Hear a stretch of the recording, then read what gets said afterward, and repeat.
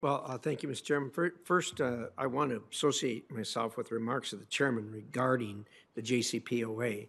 And as I told you in private session yesterday, and I hope I want to say it publicly here, and I hope you will transmit this to the administration, as you said you would yesterday. And that is, there couldn't be a worse time for the administration to be trying to come together on a JCPOA and announce it when we're in the middle of the mess we're in right now. The chairman mentioned reasons for it. There's another reason for it, obviously, and I think you saw that yesterday, and that is how united we are as the United States Senate in helping the Ukraine and what's going on diplomatically and otherwise when it comes to this struggle. I can't think of something you could do that would be worse to try to tear that apart than announce a JCPOA, because we are going to be very divided on it. You know, they started out saying it was going to be stronger and longer. There were two different bumper stickers, I guess. One was stronger and the other was longer. Both of those, as we know, are by the by. They then said, well, they were going to work to get less for less. Well, that's gone by the by.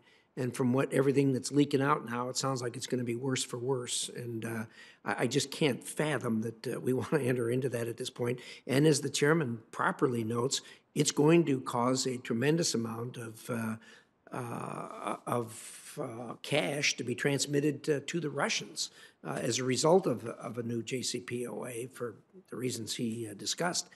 There's no logical reason to be doing that at this time. Look, this thing's been dragging on. I know the administration wanted to immediately reverse what Trump had done, and I get that.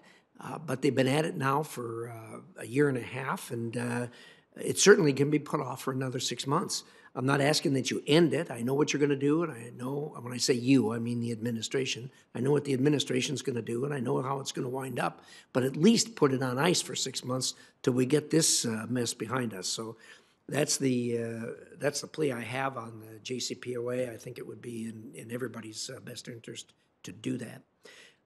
As I talked about in our closed hearing yesterday, I hope you will focus on, we hear a lot about Stingers, we hear a lot about the Javelin, we hear a lot about the Russian MiGs that other countries have. We'd like to get into the fight. But one thing that hasn't been discussed are other surface-to-air missiles between the Patriots, which are the big gun, and the Stingers, which are the small gun, I guess. And I really think they could do some good with some of those intermediate missiles. And I hope you will convey that to the administration and work on that.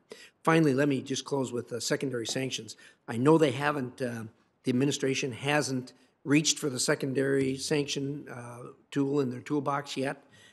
I would say, and I would urge, that the minute we see somebody trying to get around these sanctions or somebody trying to actually do business with the Russians, the secondary sanctions need to come into play. They can be used surgically. They can be used in a targeted fashion so that we don't injure somebody through collateral damage, either us or one of our partners. That can be done easily with the waivers. So I would urge again that they keep that tool at the ready in case they need to use it. And if you want to respond to any of that, you got 1 minute and 16 seconds. Thank you, Ranking Member Risch. Let me just say, with regard to the weapons that we are sending to Ukraine, as you know, we talked about some of this in classified session yesterday, and we generally don't talk in specifics in an open session. But with regard to other systems that we might be able to send, we are working very hard and fast on that now. And we can speak further about it in another setting if you'd like. That's good to hear. With regard to secondary sanctions, I think you know that some of what we have done already, particularly the export control constraints, has a global impact in the sense that anybody seeking to transfer American high-tech, anything at all to Russia that has American high technology in it, whether that country is Singapore or China or Germany or whatever has to have a license. So that is our effort to create a global regime here. But as I said, we are also seeking to get more and more countries to join us in as much of this regime as possible. But we'll continue to look at all of these things that you raised.